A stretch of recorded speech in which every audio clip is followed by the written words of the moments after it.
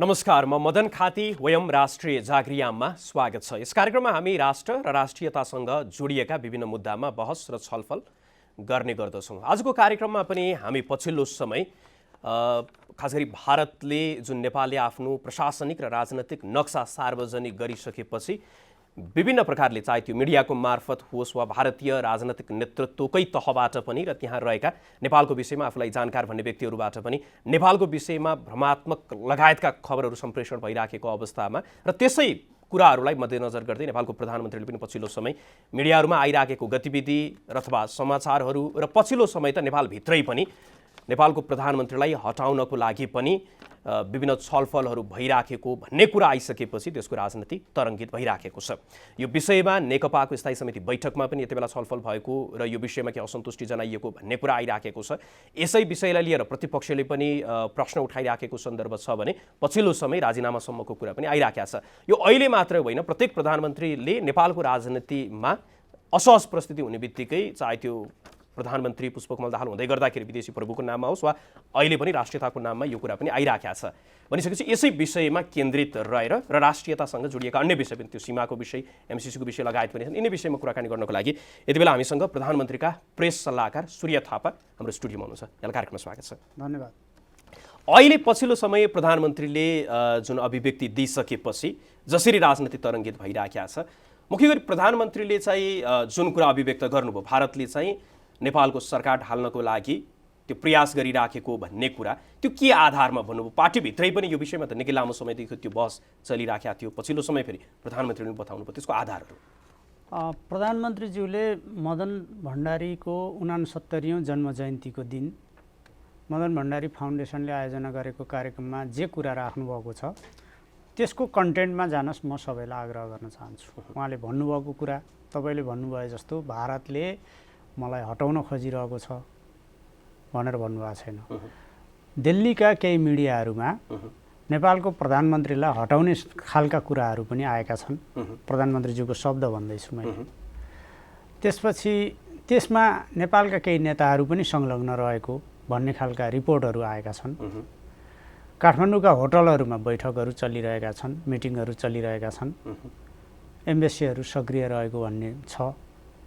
तर नेपालको राष्ट्रियता यति कमजोर छैन कि आफ्नो देशको भूभाग समेटेर, अतिक्रमित भूभाग समेटेर नक्सा जारी गर्ने बित्तिकै प्रधानमन्त्रीले हटिदिनुपर्ने, राजीनामा दिनुपर्ने, त्यस्ता कसैका चलखेलहरू सफल हुनुपर्ने यो स्थिति होइन भन्नुभएको। त्यसो भएको हुनाले आफै शब्दहरू थप्दै, आफै विषयान्तर गर्दै, आफै मुद्दा बनाउँदै, आफै दोषारोपण गर्दै प्रधानमन्त्रीले भन्नुभएको कुराभन्दा भिन्न ढङ्गको माहौल बनाउन खोज्ने कुराको म अर्थ देख्दिनँ। भनिसकेपछि प्रधानमन्त्रीले जुन दूतावासतर्फ सङ्केत गरिराख्नु भएको छ त्यसलाई चाहिँ कुन चाहिँ दूतावासलाई उहाँले भन्नुभयो? प्रधानमन्त्रीज्यूले धेरै सूचनाहरूको आधारमा, धेरै ती जानकारीहरूको आधारमा भन्नुभएका सन्दर्भमा उहाँले कुनै दूतावासको नाम तोक्नु भएको छैन। उहाँले नाम तोक्नु परेको खण्डमा तोकिहाल्नुहुन्थ्यो नि। त्यसो भएको हुनाले कुन दूतावास, कहाँ, को अधिकारी, यी विषयमा चाहिँ म डिटेलमा जानुपर्ने जरुरी ठान्दिनँ। तर नेपालमा चाहिँ यस्ता धेरै विषयमा, यो विषय त सिधै जोडिएको विषय हो नि। तपाईँले इन्डियन मिडियाहरूमा हेर्नुभयो भने त्यहाँका रिपोर्टिङहरू आफ्नो देशको संसदमा कुन भाषा प्रयोग गर्ने भन्ने सन्दर्भमा कहीँ रिट पर्यो भने पनि त्यो चाहिँ अरूले उकासेर रिट दायर भएको भन्नेसम्मका तथ्यहीन कुराहरू प्रसारित छन्। र ती रिपोर्टहरूले जुन माहौल बनाउने कोसिस गरेको पाइन्छ त्यस सन्दर्भमा उहाँले केही प्रस्ट्याउनु भएको। त्यसभन्दा बढी मानिसहरू किन तरङ्गित भइरहेका त्यो आश्चर्यजनक छ। तर अहिले मुख्य गरी त दुईवटा पाटोबाट चाहिँ हेरिराखेको देखिया छ। एउटा त सरकारको राजीनामाको विषय अथवा प्रधानमन्त्रीले चाहिँ राजीनामा दिनुपर्ने विषय त्यो घरेलु विषय हो। त्यसमा चाहिँ नेकपामा यो नक्सा सार्वजनिक हुनुभन्दा अगाडिदेखि नै त्यो विषयमा चाहिँ बेला बेलामा नेकपाकै नेताहरूबाट पनि त्यो अभिव्यक्ति आइराखेको प्रसङ्ग थियो। र अर्कोतर्फ चाहिँ नक्सा सार्वजनिक गर्दै गर्दाखेरि चाहिँ त्यति बेला त नेपालमा सम्पूर्ण राजनैतिक दलको एकमत नै थियो, पार्टी पनि एकमत थियो। भनिसकेपछि नक्सा जारी गरिसकेपछि अमुक देशले चाहिँ हटाउन खोजिराखेको छ भन्नु चाहिँ कतै न कतै नेकपाभित्रकै केही नेतृत्वले चाहिँ त्यसलाई आफूप्रतिको प्रहारको रूपमा पनि ग्रहण गरिराखेको विश्लेषण त अहिले आइराखेको छ। विश्लेषण त आफ्नो आफ्नो बुझाइअनुसार, आफू आफ्ना तथ्यअनुसार, आफ्नो आफ्नो जानकारी अनुसार गर्न पाइयो। यसरी गरिएका विश्लेषणका बारेमा हो र होइन तर्फ हामी किन जाने? प्रधानमन्त्रीज्यूले आफ्नो विश्लेषण राख्नु भएको छ। इन्डियन मिडियाहरूको रवैया तपाईँले हेरिरहनु भएकै छ। नेपालले आफ्नो भूमि कालापानी, लिपुलेक, लिम्पियाधुरा समेटेर नक्सा प्रकाशित गर्यो। अरूलाई टाउको दुख्नुपर्ने जरुरी छैन। यसको समाधान कसरी गर्ने? प्रधानमन्त्रीज्यूले पटक पटक भन्नुभएको छ, यो राजनीतिक तहको छलफल, वार्ता, कूटनीतिक पहलद्वारा नै यसको समाधान गर्ने हो। त्यसका निम्ति चाहिँ फेरि यो नेपालले पहिला नक्सा सार्वजनिक गरेर प्रकाशित गरेर यो चाहिँ विषय उठान भएको हो र? कार्तिक 16 गते भारतले आफ्नो राजनीतिक नक्सा प्रकाशित गरिसकेपछि उठान भएको विषयमा भारतले चाहिँ आफ्नो नक्सा प्रकाशित गर्यो।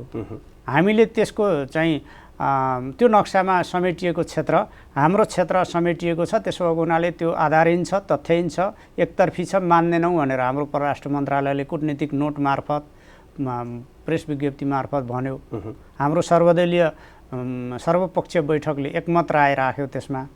अनि त्यसबाट अगाडि बढ्दै आएको श्रृङ्खला जब भारतले एकतर्फी नक्सा सार्वजनिक गर्यो, जब भारतले चाहिँ त्यहाँ बाटो उद्घाटन गर्यो, अनि के नेपालले चाहिँ बाटो उद्घाटन गरेको पनि अच्छा हुआ भनिदिनु पर्ने?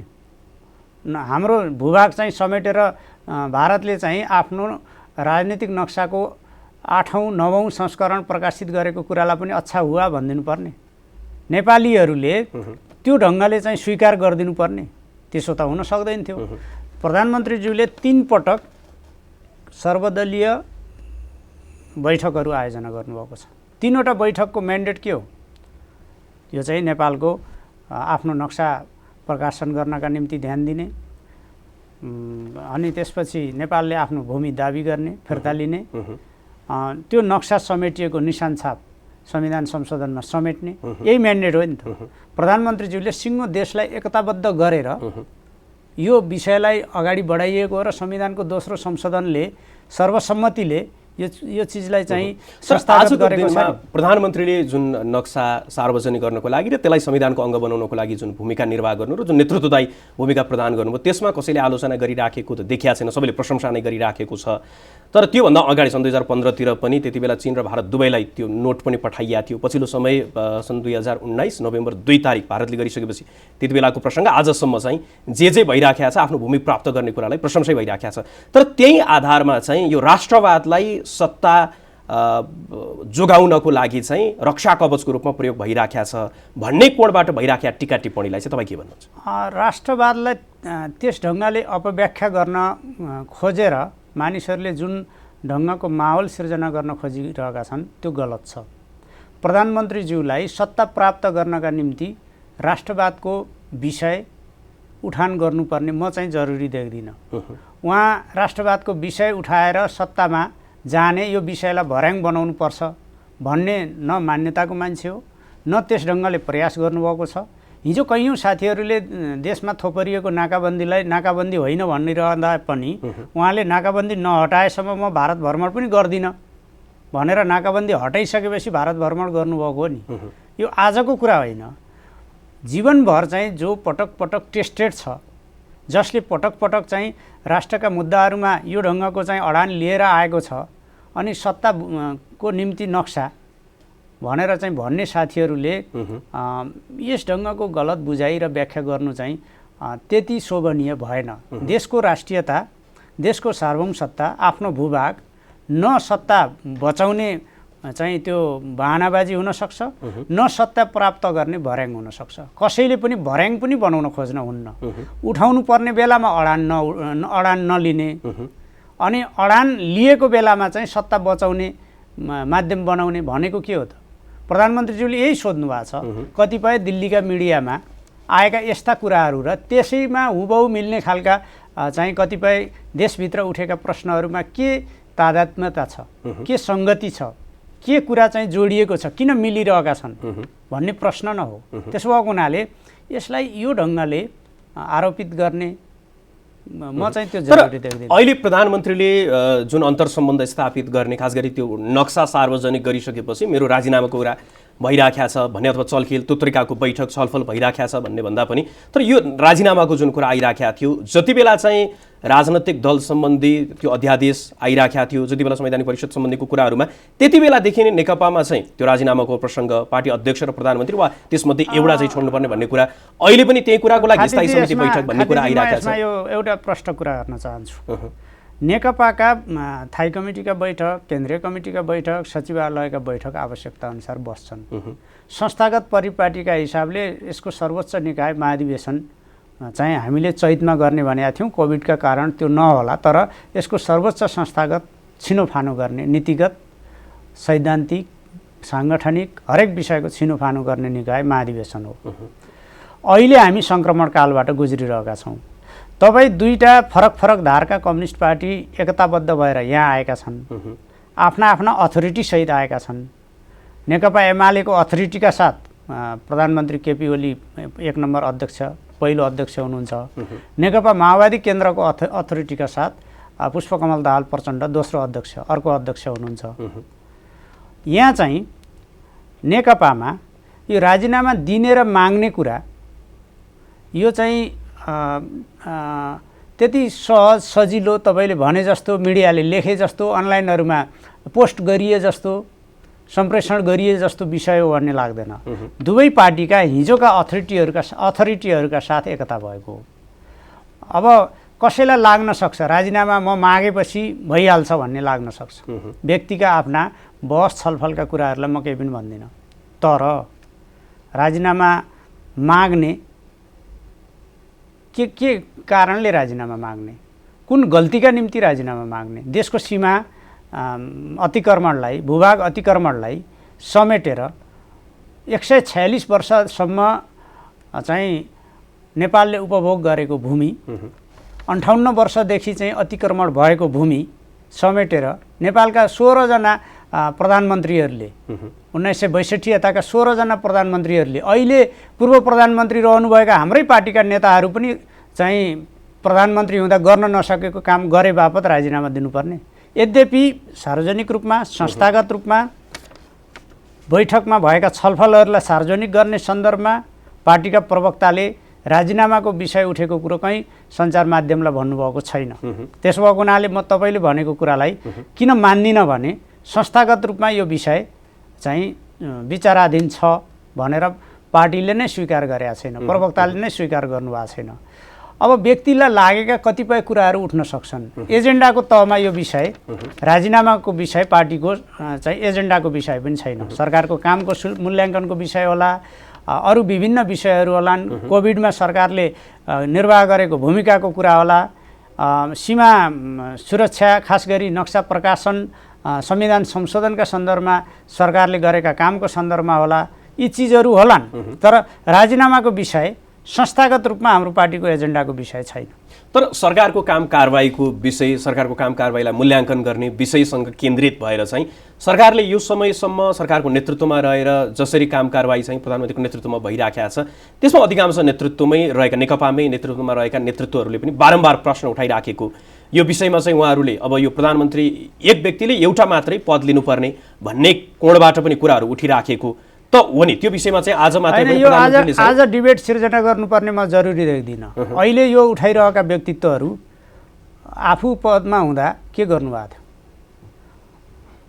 म तपाईँलाई भन्न चाहन्छु, महासचिव र संसदीय दलको नेता एउटै व्यक्ति हुन्न, फरक गरौँ भनेर वर्तमान प्रधानमन्त्रीले भन्दा त्यतिखेर एउटै हुनुपर्छ भन्ने नेताहरूले अहिले एक व्यक्ति एक पदको कुरा गर्नुभयो होला र? मैले त मानेको छैन है। आफू संसदीय दलको नेता, अध्यक्ष, प्रधानमन्त्री तीनवटै भइकन मुलुकको नेतृत्व गरिरहेका पूर्व प्रधानमन्त्री रहनुभएका हाम्रा नेताहरूले अहिले एक व्यक्ति एक पद हुनुपर्छ भनेर कुरा उठाउनु भएको होला र? यो चाहिँ मिडियाबाजीको विषय हो भन्ने मलाई लाग्छ। तर यहाँले मिडियाबाजीको कुरा भने पनि अहिले पनि दुई अध्यक्ष बीच चाहिँ त्यो दूरी चाहिँ क्रमशः बढिराखेको, त्यसले यो एकता प्रक्रियामा पनि त्यो बाँकी रहेका प्रसङ्गहरूको लगायतको विषयमा, सरकारको काम कारबाहीको विषयमा र अब कसरी अगाडि बढ्ने भन्ने विषयमा पनि निकै ठुलो एउटा त्यो गहन परिस्थितिमा रहिराखेको भन्ने कुरा त अहिले बारम्बार आइराखेको छ र पछिल्लो समय चाहिँ कार्यकारी अध्यक्ष जो रहनु भएको छ उहाँले चाहिँ त्यो कार्यकारी अध्यक्षकै रूपमा पनि भूमिका निर्वाह गर्नको लागि पनि त्यो बाधा जस्तो भयो भन्ने कोणबाट पनि खबरहरू सम्प्रेषण भइरहेको छ। पार्टी काममा पार्टीका बैठकहरूमा एकजना अध्यक्ष अलि बढी केन्द्रित हुने, सरकारका काममा सरकारको राजकीय काममा एकजना अध्यक्ष केन्द्रित हुने 2076 साल मङ्सिर 4 गतेको हाम्रो पार्टीको सचिवालय बैठकको निर्णय हो। त्यसपछि पुस महिनाको पहिलो हप्ता स्थायी कमिटीको बैठक बस्यो। त्यसले 15 दिनभित्र पार्टी कामका बाँकी कामहरू चाहिँ पार्टी एकतासँग सम्बन्धित बाँकी कामहरू पुरा गर्ने भन्यो। पुरा भएनन्, 15 दिन होइन धेरै 15 दिन गए। माघको 20 गते केन्द्रीय कमिटीको बैठक बसेर सकियो, समापन भयो। त्यो बैठकले पनि पार्टी एकतासँग सम्बन्धित बाँकी काम 15 दिनभित्र टुङ्ग्याउने भनेको थियो। ती काम पनि टुङ्गिएका छैनन्। विभागहरू बनेका छैनन्, जनसङ्गठनहरूले एकताले पूर्णता पाएका छैनन्, विभिन्न कमिटीहरूले पूर्णता पाएका छैनन्, विभिन्न गैर भौगोलिक समन्वय कमिटीहरूका सर्वसम्मतिले सिफारिस गरेका नामहरूको चाहिँ अनुमोदनसम्म गर्ने काम भएका छैनन्। पार्टी कहाँ चलेको छ? पार्टीमा को केन्द्रित हुने भनेर भनेको। त्यसो भएको हुनाले आफ्ना जिम्माको कामहरूमा नेताहरू केन्द्रित हुनु पर्यो। जहाँसम्म सरकारको कुरा जिम्माको कुरा हो, फागुन 3 गते प्रधानमन्त्रीज्यूले संसदमा सरकारको कामका 2 वर्षका उपलब्धिहरूलाई चाहिँ सविस्तार सम्बोधन गर्नुभएको छ। संसदमा सांसदहरूले त्यसमाथि प्रश्न उठाउनु भएको छ। उहाँले थप प्रश्न गर्नुभएको छ। त्यससँग सम्बन्धित लिखित सामग्रीहरू चाहिँ जनताका सामु प्रस्तुत भएको छ। सरकारले कति काम गरेको छ, कति गरेको छैन भन्ने सन्दर्भमा त्यसमा स्पष्ट छ। त्यो छलफलमा आज उठेका प्रश्नहरू कहीँ उठेका छैनन्। जनता चाहिँ सरकारको कामबाट खुसी छन्, राजनीतिक नेताहरू खुसी छन्, पार्टीका कार्यकर्ता समर्थक खुसी छन्। अब चैत 11 गतेदेखि त मुलुक लकडाउनमा छ। अन्तर्राष्ट्रिय रूपमा चाहिँ कोभिड-19 को जुन समस्या आयो, यो कारणले सिङ्गो सरकारको ध्यान लकडाउन गर्ने, यससँग सम्बन्धित आवश्यक निर्णयहरू गर्ने, संरचनाहरू बनाउने, उपचार र रोकथाम नियन्त्रणका उपायहरू अपनाउने, एउटा चाहिँ पहिलो केस हामी कहाँ परीक्षण गर्नेसम्म ठाउँ थिएन। हङकङमा परीक्षण गरिएको थियो। अनि यो सबै काममा पार्टी कहाँ छ? पार्टीले कहाँ ब्याकिङ गरिरहेको छ? पार्टी सञ्चालन गर्ने जिम्मा पाएका विभिन्न चाहिँ त्यो जिम्मेवारी भएका नेता कमरेडहरूले त्यता आफूलाई केन्द्रित गर्नुपर्छ भन्ने मलाई लाग्छ। प्रधानमन्त्रीको तहबाट त पार्टीले जसरी बचाउ गर्नुपर्ने थियो त्यो बचाउ गरेन भन्ने गुनासो आइराखेको सन्दर्भमा त त्यो बारम्बार आइराखेको कुरा नै भयो। तर पार्टीको तर्फबाट पनि त्यो लकडाउनकै क्रममा पनि जसरी व्यवस्थापन हुनुपर्ने थियो त्यो मजदुरको कुरादेखि लिएर अहिलेसम्मको सङ्क्रमण र कोरोनाको जुन सङ्क्रमण रोकथामको नियन्त्रणलाई प्रभावकारी गराउने कुराहरूदेखि लिएर पछिल्लो समय त्यही बिचमा पनि सरकारले जुन अध्यादेशहरू जारी गर्यो त्यो विषयलाई पनि लिएर यो सम्पूर्ण कुरामा चाहिँ सरकार काम कुरो एकातिर कमलुबो कि ठिमीतिर जस्तो भयो भन्ने कोणबाट त चाहे त्यो अष्टलक्ष्मी साक्यको कुरा गरौँ वा अन्य धेरै नेतृत्वहरूले यो विषयमा बारम्बार बोल्नु भएको छ र सरकारले चाहिँ पार्टीको नै बदनाम गर्ने कुरा भयो। कतै न कतै रूपमा अब आगामी निर्वाचनमा जाँदै गर्दाखेरि पनि यो के हुने हो भन्ने स्थिति सिर्जना गर्यो। त्यस कारणले गर्दाखेरि अब प्रधानमन्त्रीको रूपमा उहाँ बसिरहन ठिक छैन। त्यसैको चाहिँ पछिल्लो पटाक्षेप अब स्थायी समितिमा चाहिँ देखिन्छ र अहिले चाहिँ अब के गर्ने भन्ने त्यो सङ्गीन मोडमा छ भन्ने कुराहरू आइराखेका छन्। म तपाईँलाई के स्पष्ट गर्न चाहन्छु भने केही नेताहरू जो चाहिँ सरकारको आलोचनामा बोलिरहनु भएको छ नि, उहाँहरूले प्रधानमन्त्री केपी शर्मा ओलीलाई प्रधानमन्त्री बनाउन भूमिका खेल्नुभएको थियो कि, पार्टीको अध्यक्ष बनाउन भूमिका खेल्नुभएको थियो कि, संसदीय दलको नेता बनाउन भूमिका खेल्नुभएको थियो कि, सरकारका काममा सहयोग गर्न भूमिका खेल्नुभएको थियो कि र अहिले आलोचना गर्नुभयो भनेर आश्चर्य मान्ने। म तपाईँलाई प्रश्न पार्न चाहन्छु, प्यानल बनाएरै महाधिवेशनमा दायाँ र बायाँ प्यानल राखेर निर्वाचनमा गएको होइन? जित्नेले अध्यक्षको नेतृत्व सम्हालेको अनि त्यसमा चाहिँ जित्ने प्यानलहरूबाट छानिएका व्यक्तिहरू नेतृत्वमा आएको होइन? कोसिस चाहिँ अध्यक्ष हुन पनि नदिने, संसदीय दलको नेता हुन पनि नदिने, महाधिवेशनमा पनि हराउन कोसिस गर्ने, सबै हिसाबले चाहिँ कोसिस गर्ने, अनि सकारात्मक कुरा कहिल्यै नगर्ने, अनि 12 मास विरोध मात्रै गर्ने, अनि चाहिँ कहाँनिर उहाँहरूको आलोचना भिन्न कुरा भयो त? कुनै भिन्न कुरा त भएन। भूमिका थियो त? भूमिका थिएन। हिजो चाहिँ निर्वाचनमा जाँदा सिङ्गो पार्टीलाई कसले लगेको? हिजो निर्वाचनमा जाँदा 5 वर्षसम्म एउटै पार्टीको स्थिर सरकार सञ्चालन भएन। विगतमा चाहिँ तासका पत्ती फेरिए जस्तो सरकारहरू फेरिए, त्यस कारणले अस्थिरताका कारणले विकास भएन, समृद्धि भएन भन्ने यो एजेन्डाको नेतृत्व गरेर नेकपा एमालेको अध्यक्षले यो मुलुकमा चाहिँ जनतालाई अपिल गरेको होइन। 84-85 ठाउँका चुनावी सभाहरूमा गएर पार्टीको पक्षमा, उम्मेदवारको पक्षमा निर्वाचन जिताउनका लागि आह्वान गरेको उहाँले होइन। 5 वर्षको एजेन्डा त उहाँको हो नि त। त्यसो भएर मेरो भनाइ के हो भने यी सबै कुराहरू आलोचना गर्ने कमरेडहरूका आफ्ना आफ्ना समस्या होलान्, नेताहरूका आफ्ना आफ्ना समस्या होलान्, आफ्ना आफ्ना असन्तुष्टि होलान्, विरोध होलान्। म त्यसबारेमा उहाँहरूका विरोधको पछाडिका कारणतिर जान चाहन्न। तर अध्यक्ष बनाउन योगदान थियो त? थिएन, हराउनै लागेको। संसद दलको नेता बनाउन योगदान थियो त भन्दा चाहिँ त्यो पनि देखिन्न। चुनाव लडेरै हुनुभयो नि उहाँ संसद दलको नेता, हुनुभएको होइन। तर अहिले पनि निर्वाचित भइसकेपछि त विगतका गुटहरूलाई नै कायम राखेर तिनै गुटहरूलाई बोकेरै जाने भए त फेरि पार्टीको नेतृत्व कसरी गर्ने होइन। यसरी भन्न खोजे होइन। तर आवधिक निर्वाचनको कुरा के हो भने पक्ष र प्रतिपक्षको फैसला 5 वर्षका लागि हो। पार्टीमा महाधिवेशनकोले फैसला गरेका चिजहरूको फैसला अर्को महाधिवेशनले गर्छ। एजेन्डाको कुरा भन्नुहुन्छ भने जनमतमा जाँदाखेरि लगिएको एजेन्डाहरू चाहिँ अर्को चुनावसम्म त्यही एजेन्डाका आधारमा प्रधानमन्त्रीले काम गर्ने हो। अहिले के प्रतिपक्षले चाहिँ अविश्वासको प्रस्ताव दर्ता गरेको हो र प्रधानमन्त्रीले राजीनामा दिनुपर्ने, प्रधानमन्त्री हट्नुपर्ने विषय हो। यो प्रमुख प्रतिपक्षले गरेको आलोचना विरोध हो र प्रधानमन्त्रीलाई डिफिट गर्ने, हटाउने अधिकार त प्रमुख प्रतिपक्षले राख्छ होला। एजेन्डामा, नीतिमा केही हो नि। आफ्नो पार्टीभित्र यो खालको गाई जात्रा त चाहिँ हिजो काङ्ग्रेसभित्र 36 र 74 को चल्थ्यो नि, त्यसैको निरन्तरता हो। यसो गर्नुको के तुक छ? यो त कङ्ग्रेसमा पनि पुग्नु परेन। माधव कुमार नेपाल हुँदै गर्दाखेरि त्यति बेलाको अवस्था, झलनाथ खनाल हुँदै गर्दाखेरि पनि त्यति बेलाको यो अवस्था, हाम्रो आन्तरिक समस्या, आन्तरिक समस्याका कारणले सरकार ढल्ने, सरकार रहने कुरा हुन सक्दैन, किमार्थ हुन सक्दैन। नेपाली जनताले त्रिसङ्घको अवस्थाको पार्लियामेन्टको कम्पोजिसनले समस्या भयो भनेर 2/3 हाराहारीको बहुमत नेकपालाई दिएका हुन्। स्थिरताको लागि, विकासको लागि, समृद्धिका लागि हामी पार्टी एकता गऱ्यौँ। पार्टी एकता गरिसकेपछि हामी सङ्क्रमणको नयाँ स्थितिमा गएका छौँ र आगामी महाधिवेशनसम्म हामी सर्वसम्मतिले सहमतिको नेतृत्व निर्माण गर्दै अगाडि बढ्ने लिखित चाहिँ सहमति गरेर हामी अगाडि बढेका छौँ।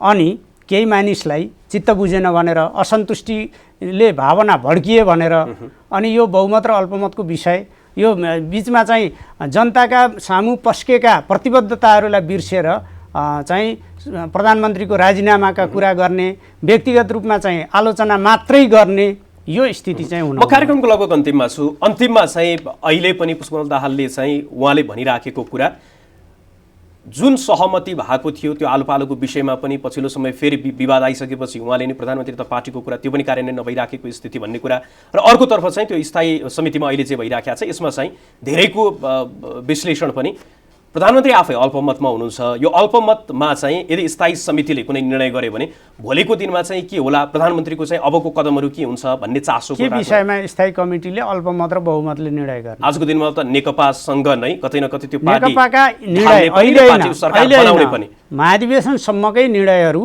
सहमतिमा गर्ने, एकताको चाहिँ जुन दस्तावेज हो, घोषणा हो, त्यो घोषणादेखि स्वीकारिएको चाहिँ पद्धति हो। बीचमा नदी तरिरहँदा बीचमा ढुङ्गा बदल्न खोजियो भने नदी पार हुन्न, यो हरेकले बुझ्नुपर्छ। यो कुरामा आफैले गरेका हस्ताक्षरहरूमा, आफैले गरेका निर्णयहरूमा, आफैले गरेका प्रतिबद्धताहरूमा पार्टीका सबै नेताहरू चाहिँ प्रतिबद्ध भएर, इमान्दार भएर भूमिका खेल्नुपर्छ। कतलाई कतिखेर बिहान के कुरा लाग्छ, दिउँसो के लाग्छ, बेलुका के लाग्छ भन्ने आधारमा एउटा चाहिँ 70-71 वर्ष लामो इतिहास भएको पार्टी त्यसरी चल्दैन। पार्टी आफ्ना निर्णयहरूको, आफ्ना मार्गदर्शनहरूको, आफ्ना सिद्धान्तहरूको, आफ्ना चाहिँ फैसलाहरूको आधारमा चल्छ र जनताका सामु आफूले प्रस्तुत गरेका प्रतिबद्धताहरूको आधारमा चल्छ। त्यसो भएको हुनाले ती प्रतिबद्धताहरू चाहिँ मौसमी रुखले पात फेरे जस्ता पनि हुन्नन्, ती अलि दीर्घकालीन हुन्छन्। किनभने पार्टी अलि दीर्घकालीन संयन्त्र हो। पार्टी चाहिँ छिनछिनमा सर्पले काँचुली फेरे जस्तो गरी कुराहरू फेरेर पार्टी चल्दैन। पार्टी त्यसो गर्दा विघटनमा जान्छ। विगतमा यही तरिकाले धेरै चाहिँ पटक विघटनका कुराहरू, विसर्जनका कुराहरू अगाडि बढेका छन्। यो नेकपालाई विघटन र विसर्जन होइन, एकता, समझदारी र जनताको स्थिरताको चाहना पुरा गर्ने माध्यमका रूपमा साधनका रूपमा सफल पार्नुपर्छ। यहाँले आफ्नो महत्त्वपूर्ण समय उपलब्ध गराइदिनु भयो र पछिल्लो समय उठिराखेका विभिन्न जिज्ञासाहरूको पनि त्यो सम्बोधन गर्ने प्रयास गरिदिनु भयो। यहाँको महत्त्वपूर्ण समय र संवादको लागि यहाँलाई धेरै धेरै धन्यवाद। मेरो पनि हस्, आजको लागि कार्यक्रमलाई निर्धारित समय सकिएको छ। जनताद्वारा जनताका लागि प्रसारित जनता टेलिभिजन हेरिरहनुहोस्। नमस्कार।